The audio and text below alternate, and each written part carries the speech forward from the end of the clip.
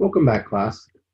Our last lecture, we basically talked about how we go through muscle contraction, how the muscle is stimulated, how we go through a cross-bridge cycle. We discussed the action potentials, and then we talked a lot about different channels that are involved. Well, today we now have to figure out how we supply the energy for those muscle contractions. And so that's what we're actually starting to look at with this particular slide in this particular section. We look at how we supply energy for skeletal muscle metabolism. Now, when we look at skeletal muscle, the muscle cells themselves only have a very little amount of ATP that we have in storage. And that usually only lasts us about the first 5 seconds of some sort of intense physical exertion. Again, this is stored ATP that we find within the muscle. So after the first 5 seconds, we have to determine a way or figure out a way for us to generate additional ATP within the skeletal muscle tissue. We do that in 3 different ways. We do it through creatine phosphate, we do it through glycolysis, and we do it through aerobic cellular respiration. Our first step then is looking at creatine phosphate. When we look at creatine phosphate, this is basically a process known as direct phosphorylation. Now, when we look at creatine phosphate itself, it contains a high energy bond between the creatine and the phosphate molecule. And so what we're really doing then is we are taking that phosphate group and it's actually being transferred to ADP. And by transferring this phosphate to ADP, we're now able to form and create ATP. And this process is catalyzed by the enzyme creatine kinase. Now, this process also provides us with an additional 10 to 15 seconds or so of additional energy. So now we're up to anywhere from 20 to 30 seconds worth of energy in ATP. Our second phase is glycolysis.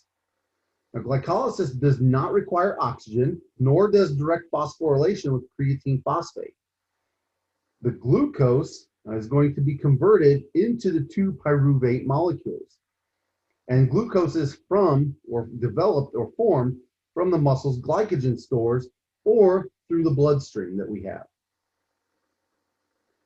2 ATP then are going to be released per glucose molecule, and this process occurs within the cytosol of the cell. Our last step then is the aerobic cellular respiration pathway. Now, aerobic indicates oxygen. And so this is going to occur within the mitochondria. And so what we do then is we take those 2 pyruvate molecules that we just created from glycolysis, and those pyruvate molecules get oxidized to carbon dioxide. The energy used to generate ATP is then provided by oxidative phosphorylation and produces a net of 30 ATP molecules. Now this 30 ATP, some texts will indicate 36, some will indicate 32, but get an idea that with aerobic cellular respiration, we're typically looking at approximately the 30 ATP molecules. Now triglycerides can also be used as fuel to produce ATP, and we typically get a little bit more ATP from triglycerides due to their longer fatty acid chains. So here's our metabolic processes for generating ATP. You'll see that we have the glucose that comes from the bloodstream. All this stuff occurs in the mitochondria. Again, this is the aerobic pathway. And so we're really looking at glucose going through glycolysis, forms pyruvate, and that pyruvate enters the mitochondria and goes through the citric acid cycle and the electron transport chain to create multiple ATP molecules.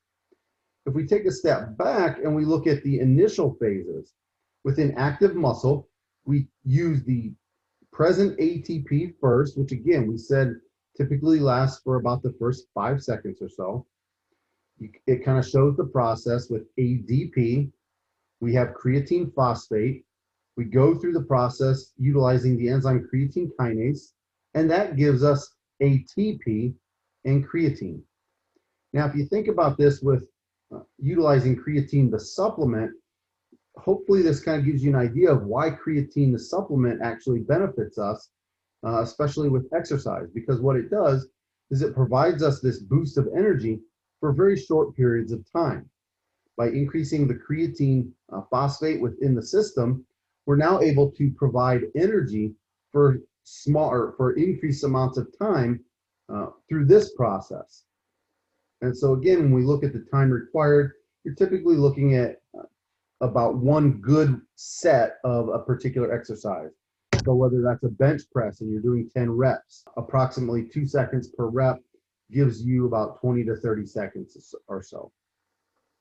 And then this is what happens in the resting muscle. We then go the reverse. We have creatine plus ATP, and then we actually get ADP and creatine phosphate.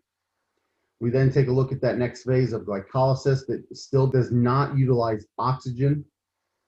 Glucose comes in, we go through the process of glycolysis, we create 2 ATP molecules, and we're left with our pyruvate. And that pyruvate then goes through the process of aerobic respiration, and that enters the mitochondria. Again, we can also use fatty acids, we can also use amino acids and proteins to create energy through this process. This will end up being a really nice slide to just kind of look at and review, show some of the characteristics of each of these 3 processes. So again, utilize this slide as a good review, and again, it should be found within your book. So what happens as we go through the process of metabolism? Well, one of the things that we form is called lactate. And so what is the fate of lactate? Well, one, lactate formation comes from pyruvate under conditions of low oxygen availability. So if we don't have much oxygen or enough oxygen, that's how we form lactate. In this case, the pyruvate is converted to lactate by lactate dehydrogenase.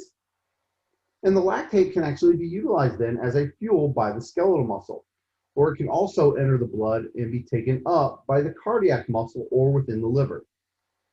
We also then have what we call the lactic acid cycle. Lactic acid cycle is the cycling of lactate to the liver where it's converted to glucose. And then we involve the transport of glucose then back to the muscle, where glucose is then utilized in the process of muscle contraction. Now, so when we look at the energy supply of these varying intensities of exercises, it gives us an idea then of what metabolic pathway is more prevalent. If we look at a 50-meter sprint, which typically is less than 10 seconds, the ATP supply is primarily by the phosphate transfer system. So we are using direct phosphorylation in this process. When we look at a 400-meter sprint, which in time basically takes right around a minute or so, the ATP supplied is primarily by glycolysis after the first few seconds. Again, we're going to use our stored ATP first. We then take the next 15 to 20 seconds or so of the direct phosphorylation system. And then for the next minute or so, we're looking at the glycolysis pathway. And so these are the phases of metabolic utilization as we move through different types of exercise. And that leads us then to our last example here, and that's for a 1,500-meter run. Obviously, a 1,500-meter run takes more than a minute. You're usually looking at multiple minutes. In this case, ATP is supplied primarily by the aerobic process after the first minute or so. And again, we can kind of put this into perspective. Not that I would recommend this, but if you go through a 50-meter sprint, you basically could hold your breath and not take a breath, and in that case, not utilize oxygen. The same thing for a 400-meter sprint. It would be significantly tougher, but in theory, you could hold your breath for approximately a minute, not utilize any incoming oxygen, and still be just fine. You'd be gasping and trying to replenish any oxygen stores or any energy stores afterwards, but you could still, in theory, come pretty close to doing that. Obviously, for a 1,500-meter run, that's not going to be the case. This image just shows those same types of things as far as the exercise, the distance, what process or what metabolic process is utilized, and in what time. So again, go ahead, take a look at that, and make sure you kind of get a good understanding of what's utilized. So then we have a process known as oxygen debt. And oxygen debt is basically kind of what it sounds like. It's the amount of additional oxygen needed after exercise to restore the pre-exercise conditions. Now, what do we need the extra oxygen for? Well, we need to be able to replace the oxygen on the hemoglobin and the myoglobin within your bloodstream. We need to utilize it to help replenish glycogen. Oxygen also helps us to replenish ATP and creatine phosphate. And then it also helps to convert lactic acid back to glucose so that we can use glucose again for additional energy. So what are the criteria for classification then of muscle fibers? I'm sure you've all heard of fast twitch and slow twitch, and those relate to the types of muscle fibers that we experience or that we have within our bodies. Now, skeletal muscle fibers are classified based on two different categories or two different characteristics. The type of contraction that they generate and the means for supplying the ATP. When we look at the type of contraction generated, there are really differences in the power, the speed, and the duration of the muscle fibers. The power is typically related to the diameter of a muscle fiber. The larger the diameter, the stronger, the more powerful that particular muscle fiber is. And then the reverse is true. The thinner, the narrower the diameter, the less powerful that particular muscle is. The speed and the duration is related to the type of the myosin ATPase, the quickness of the action potential propagation, and the quickness of the calcium release and the reuptake by the sarcoplasmic reticulum. So depending on the type of fiber, there's a lot of different components and physiological processes that take place that help to determine speed and duration. When we look at fast twitch fibers typically are the more powerful, and they also tend to have quicker and briefer contractions. So anything that revolves around doing something fast, quick, or powerful are going to be fast twitch fibers. Slow twitch fibers are kind of the opposite. They're not quite as fast. They're a little bit less powerful, but they do have the ability to contract, just not quite at a fast rate as what our fast twitch fibers do. Our second classification then is the primary means for supplying ATP. We first have to look at oxidative fibers versus glycolytic fibers. Oxidative fibers tend to be more fatigue resistant, mainly because they use the aerobic cellular respiration pathway. There are extensive capillaries, which means a large blood supply. There are many mitochondria, which means a large excess amount of ATP. There's also a large supply of myoglobin, which allows us to carry a lot of oxygen into those fibers. When we look at them under microscope, they typically appear red. And this again is because of the extensive blood supply and oxygen levels. The glycolytic fibers, on the other hand, are more fatigable. They use the anaerobic cellular respiration pathway, or they use what we know as glycolysis. And so the reverse typically is true. They have fewer capillaries, fewer mitochondria, small supply of myoglobin, but they do have large glycogen reserves. These tend to be more white fibers in color. And so again, when we look at them under a microscope, they lack a lot of the capillaries, they lack a lot of the additional blood. And so because of that, they appear white under microscope. When we look at the types of skeletal muscle fibers, we have three types of different classifications. We have slow oxidative fibers, fast oxidative fibers, and fast glycolytic fibers. When we look at slow oxidative fibers, we call these type 1 fibers. The contractions here are slower and less powerful. They do have a very high endurance, however, because the ATP is supplied aerobically. And because we have this large supply of blood and oxygen, it allows us to create this ATP relatively easily for these particular types of muscle. They tend to be about half the diameter of other fibers, but again, they are red in color due to the blood and due to the myoglobin and oxygen that we find within this particular type of fiber. Again, because they have a high endurance, when we look at a particular athlete, the athletes that we're going to see with these types of fibers are going to be more your long distance or aerobic type activities. So things like long distance swimmers, long distance runners, high endurance type activity needs a lot of additional energy. Our second type is a fast oxidative fiber. These are what we call type 2A fibers and are called intermediate fibers. The contractions are very fast and powerful. The primary type of metabolic activity is going to be the aerobic respiration pathway, but the delivery of oxygen is a little bit slower. They're intermediate size, and they do have this kind of light red color because, again, we are still having some form of oxygen in these particular fibers. Our third type is a fast glycolytic fiber. These are type 2B. These contractions, again, are fast and powerful. The contractions are brief as ATP production is primarily anaerobic. And these are the largest size, but they are white in color due to the lack of myoglobin. Now, if we come back to the fast oxidative fibers, again, we're looking at contractions that are fast and powerful. These typically are going to be found in athletes that involve short distance sprints. So your sprinters that don't do necessarily 1500 meters, but do more the 100-meter type sprints. The fast glycolytic fibers are going to be found in very short, fast, and powerful type movements. So baseball players with their baseball swings that occur within less than a second. Golfers that utilize these types of muscles for their golf swing. These are the type of fibers that you find in these particular type of athletes. Now, when we look at the distribution of different muscle fiber types, and we look at an individual muscle, that individual muscle is going to contain a mixture of different types of fibers. So it's going to contain type 1, type 2A, and type 2B. However, there are going to be various proportions of the fiber types within different muscle groups.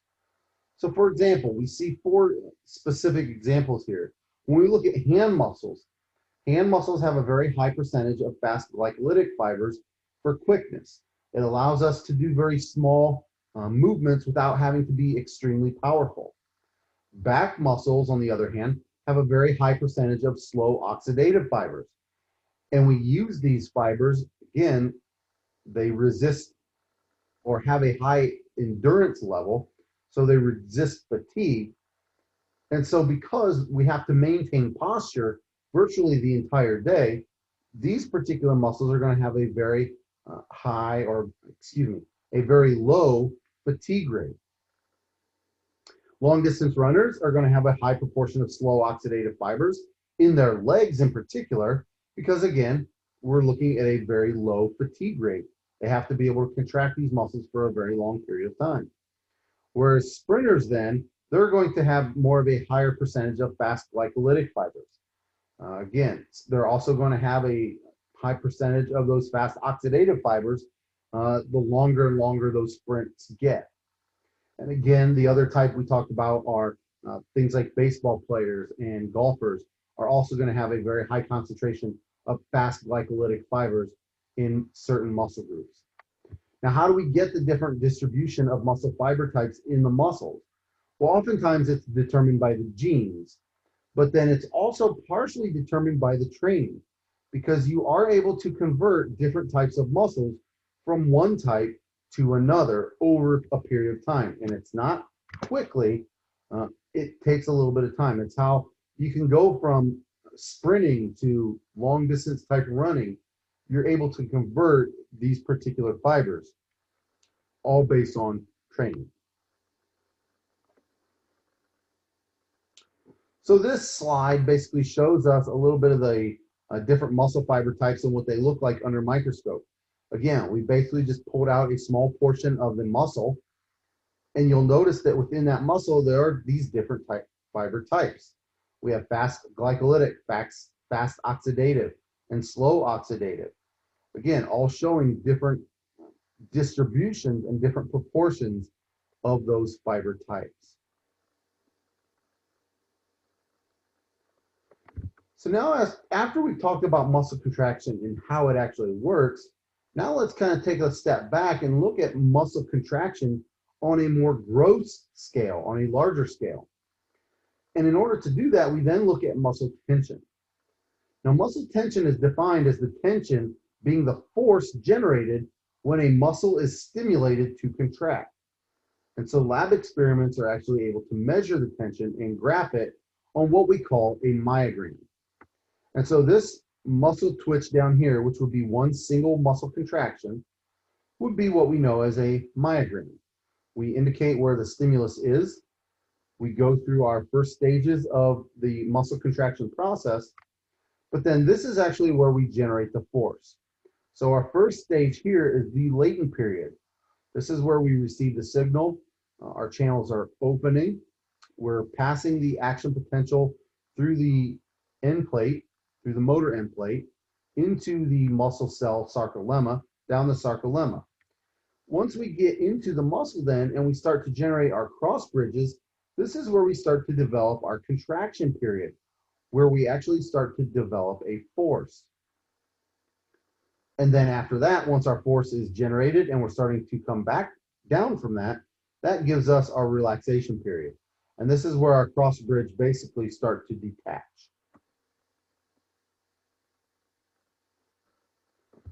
So let's define a muscle twitch. A muscle twitch is a brief contraction to a single stimulus.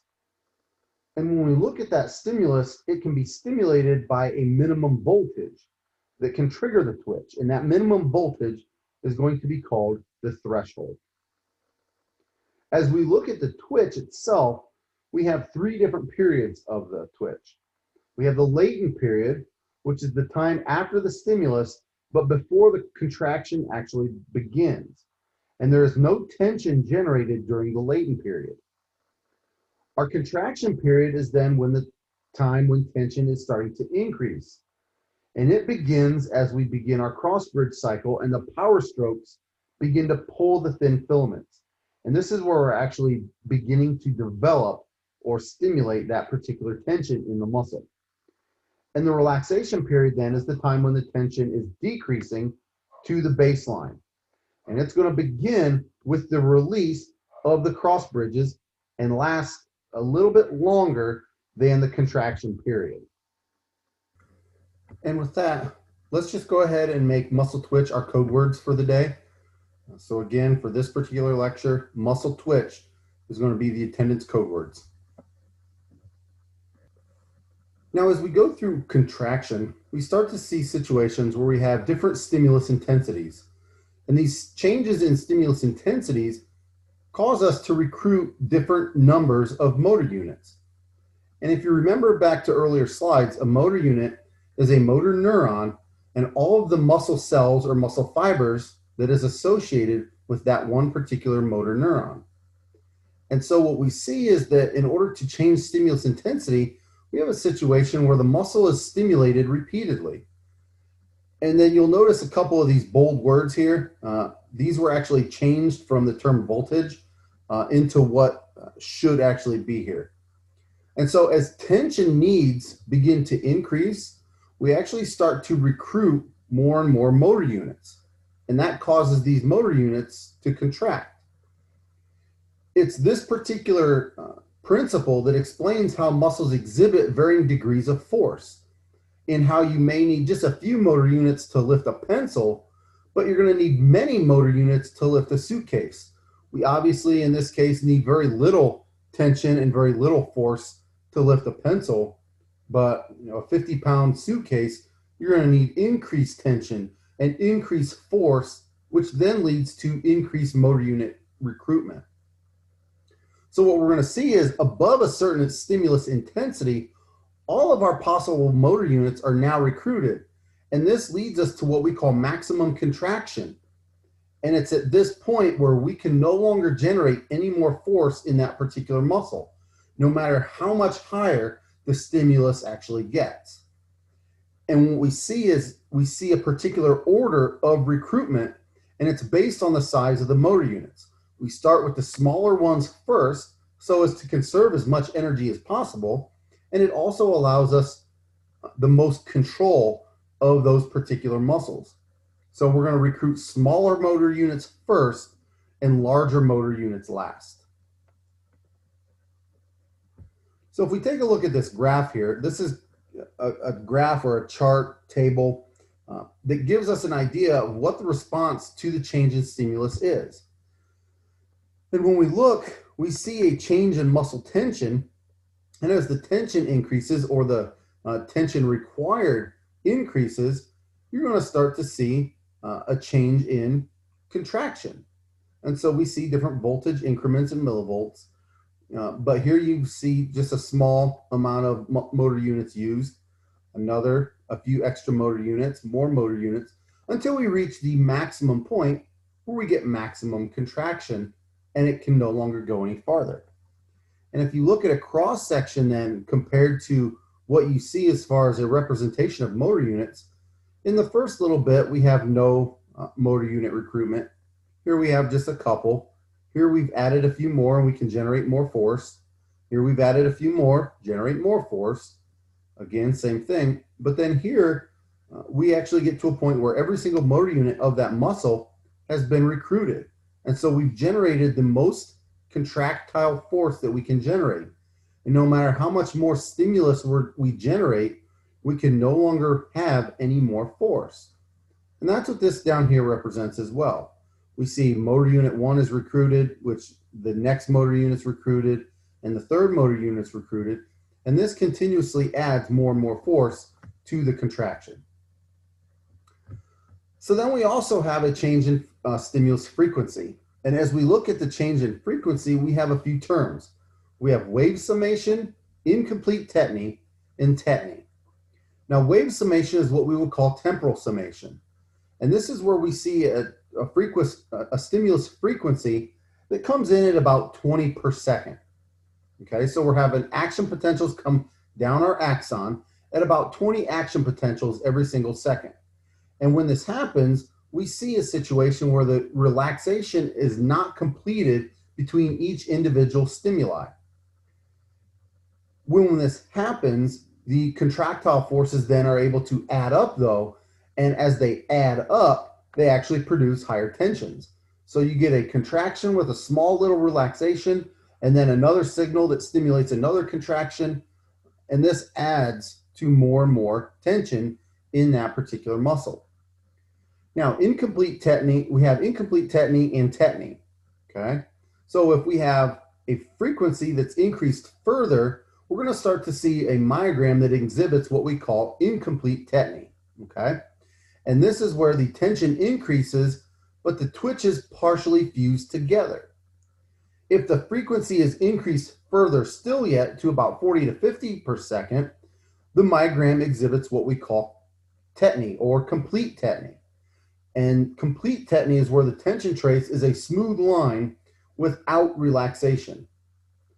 The high frequency of stimuli can end up leading to fatigue of the muscle, and this helps to decrease the tension production. So if we look at a couple of these graphs here, we look at muscle tension on the left here, we look at frequency on the bottom. This is where we have less than 10 stimuli per second. We have a twitch, which gives us a full contraction and relaxation all the way back down to resting. And then we have another one, all the way up, contraction, relaxation, back to resting. And so this is where we have a low frequency of stimuli. But here you start to see what we call wave summation, incomplete tetany, and complete tetany. With wave summation, you have the period of contraction, a small period of relaxation, and then another stimuli. And that causes us to increase the tension, and then we get another contraction or another stimulus. And that does that all the way up until finally we've reached enough muscle tension and where the stimuli start to become closer and closer together, where now we get kind of almost like a quivering effect of the muscle. And then once those stimuli get so close together that you see down here in the bottom right, now we get a situation where the muscle never gets a chance to go through any relaxation. It's just continuous contraction to the point where the muscle basically just goes through what we oftentimes know as a type of Charlie horse, where that muscle or a cramp, where the muscle goes in and just constantly contracts until finally it fatigues a little bit, and you're able to get it to relax. Now, something similar to contraction is actually what we know as muscle tone. And muscle tone is a constant, slightly contracted state of all muscles. And what we see is this is due to the spinal reflexes that activate different groups of motor units alternately in response to input from stretch receptors in muscles. The thing with muscle tone is it's not generating enough tension for us to actually generate movement. But there is a bonus to this, or a plus to this. It helps to keep muscles firm, healthy, and ready to respond. And it's really for this reason why a lot of people end up going to the gym to work out. While they may not realize this is what it's for, this is the desired effect. You tone the muscle, you keep them strong, and you keep them healthy. Whereas a lot of times people are going to either lose weight, get stronger, et cetera, et cetera. This is the effect of going to the gym and working out, is maintaining a certain amount of muscle tone within those muscle groups. So now we get into what we consider the true definition of muscle contraction. Now, one thing we have to understand about muscle contraction is nothing more than the generation of force. And we've talked about muscle contraction numerous times throughout this particular chapter. One thing I don't think we have talked about is the shortening of the muscle. And that's what muscle contraction does not necessarily mean. Again, muscle contraction is the generation of a force within the muscle. It does not necessarily cause a shortening of the muscle fiber or the muscle itself. Shortening actually occurs when the tension generated by the cross bridges within the muscle fibers on the thin filaments exceeds the forces that oppose the shortening. Okay? So we have several different types of contractions. Our first type of contraction is an isotonic contraction, and within that, we have two different types. So an isotonic contraction is where the muscle tension overcomes the resistance resulting in movement. The tone itself can stay constant, but the length of the muscle itself is actually going to change. So when we look at concentric contractions, which are our first type, the muscle is going to shorten as it contracts. This is the type of contraction that everybody thinks of when they hear of a muscle contraction. They think of a concentric contraction, where again, the muscle is shortening as it contracts. If you think of your biceps muscle and having a weight or a dumbbell in your hand, resting at your side, and you lift that dumbbell trying to bend your elbow or flex your elbow, that would actually be a concentric contraction of your biceps muscle. Now, we also have what we call an eccentric contraction. With an eccentric contraction, the muscle lengthens as it contracts. And so this is where the muscle is actually getting longer while still generating tension and force within the muscle tissue. We oftentimes call these, in a weightlifting type of scenario, we often call these negatives, where in a sense the muscle is getting longer while the exercise is going on. So for example, we could consider a bench press an eccentric contraction if it's going in reverse. Or if we think of that same biceps curl, we have the weight or the dumbbell up by our shoulder, and now we're actually extending the elbow, but doing it at a very slow rate. So we have the contraction of the biceps still holding the weight, but as we allow it to move downward, we're still generating the force, but we're actually lengthening the muscle as it goes down. So these are our two different types of isotonic contractions. We also then have an isometric contraction. With an isometric contraction, tension is increased, but it's actually insufficient to overcome the type of resistance that's being provided to the muscle. We can see a situation where the tension increases to the muscle capacity, but the muscle neither shortens nor lengthens. So just a very easy example of this would be trying to push up against a wall. Now you're pushing and pushing and pushing, and you're generating a force within numerous muscles of your body, but that wall doesn't move. And that's because we're generating we're generating force within the muscle and tension within the muscle, but it's not enough to actually overcome the load or the resistance that's actually being applied back to us from the wall. So here we look at isometric versus isotonic contractions. Again, with an isometric contraction, you can say we're going to lift and hold the baby, and we're basically holding it really nice and tight to our bodies. The biceps isn't moving, and so in this case, we have an isometric contraction where the muscle tension is less than the resistance. Here we have, when we actually are moving the baby, we have a concentric and an eccentric contraction. A concentric contraction is lifting the baby up towards our body, and an eccentric contraction would also be occurring within the biceps when we lower the baby away from our bodies. And again, these are types of isotonic contractions.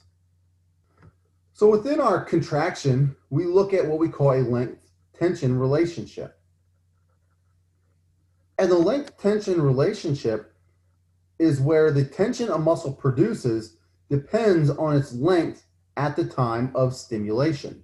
We're going to see essentially three different situations: a fiber at resting length, a fiber at a shortened length, and then a fiber at an extended length. With a fiber at resting length, it's actually going to be able to generate the maximum contractile force on the resistance.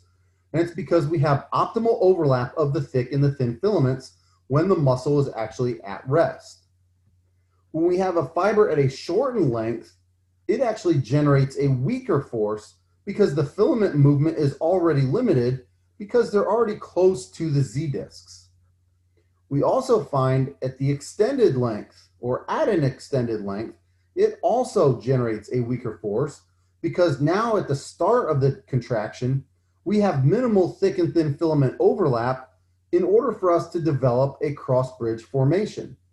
And so one of the ways we can think about this is if you take a relatively heavy weight and you have a slight bend in your elbow, which is what a kind of a resting length would actually be, that's actually where you can generate the most force on the dumbbell as you start to lift it. Whereas if you think about extending your elbow all the way out and trying to lift a relatively heavy weight, oftentimes that becomes a lot more difficult because, again, you have very minimal overlap of the thick filaments already in order to form those cross bridges. So here's kind of our length tension curve, if you will. We take a look at the sarcomere length, and these are in micrometers. So we have a contracted state where, again, we kind of have this significant overlap already, so we're not able to generate quite as much force as what we normally would. At a resting length, we have basically optimal overlap. So we're able to still generate or still form really good cross bridges here, and then we're actually able to cause a shortening of the sarcomere and generate more force. Whereas here in our stretched or extended situation of the sarcomere, we have very minimal overlap, which means it's going to be very difficult for our cross bridges to be formed on the thin filaments and actually generate some sort of contraction or tension within the muscle. Now, one of the things that we run into or can run into with muscle is called muscle fatigue. And muscle fatigue is the reduced ability to produce muscle tension. And it's often primarily caused by a decrease in glycogen stores during prolonged exercise. Other possible causes of fatigue, which I guess we do need to take a step back and understand that there is a physiological fatigue, and then there is what most people call fatigue. Most people reference fatigue as, I'm just really tired, whereas muscle fatigue actually starts to limit the muscle's ability to generate a contraction within the muscle itself. Other possible causes of fatigue include the excitation at the neuromuscular junction, where we may have insufficient calcium to actually enter the synaptic knob. We may also see a decreased number of synaptic vesicles that are available to release acetylcholine into the synaptic cleft. If we look at the process of excitation contraction coupling, we can have altered ion concentrations, which includes sodium and potassium, and they can impair the action potential conduction, but they can also impair the calcium release from the sarcoplasmic reticulum. Again, if we're having imbalances in sodium and potassium, remember, sodium is flooding into the cell to make the cell more positive, and potassium is flooding out of the cell during repolarization.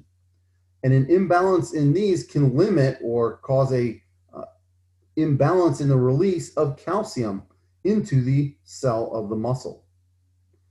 We also can have issues at the cross bridges. So an excessive amount of inorganic phosphate can slow the release of inorganic phosphate from the myosin head. And we can also see a situation where you have less calcium available for troponin. And with less calcium available for troponin, we start to see a situation where the troponin isn't able to change shape, which causes tropomyosin to not be able to move off of the myosin binding sites of the actin molecules. So with muscle contraction and with muscle tone, we also start to look at some of the effects of exercise. Now, obviously, there's a couple different types of exercise. We have aerobic exercise and anaerobic exercise, which is more commonly known as endurance exercise and resistance exercise. Aerobic exercise or endurance exercise leads to increased muscle capillaries, the number of mitochondria, and myoglobin synthesis. This obviously is a oxygen requiring exercise. So this is what we typically think of when we think of more longer duration, getting on a treadmill for 30 to 40 minutes, doing more long distance type of things. This is what we know as aerobic exercise. It also results in greater endurance. It does increase strength and does provide us a resistance to fatigue, which again, we're training our muscles to work harder, work longer, and not tire out in short amount of time.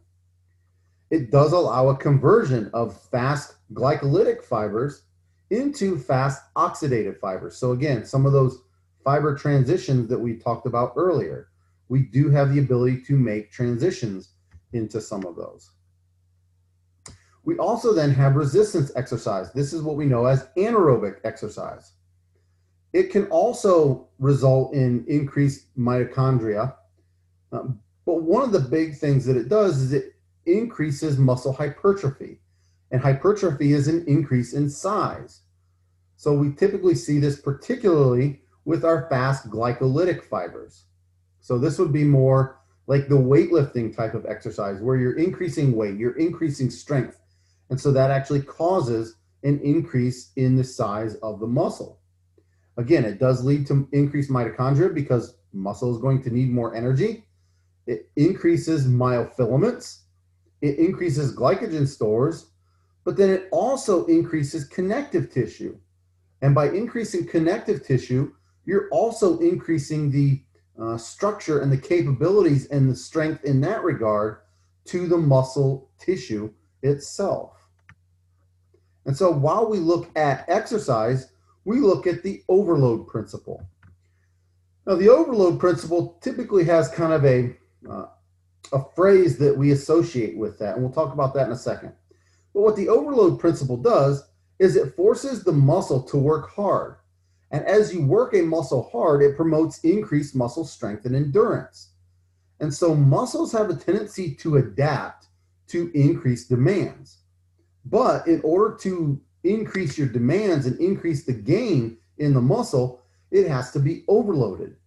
And so one of the best phrases that we associate with the overload principle is no pain, no gain. You have to really work the muscle. You develop some soreness in it after you've worked it, and that helps to develop a little strength in it. Now, don't confuse with no pain with injury, but again, you end up going through the process of developing some soreness and some uncomfortableness as you develop muscle tissue. And so if you're going to the gym and let's say you're lifting a 10-pound dumbbell and you can do that, 50 times, you're not putting a lot of stress on it.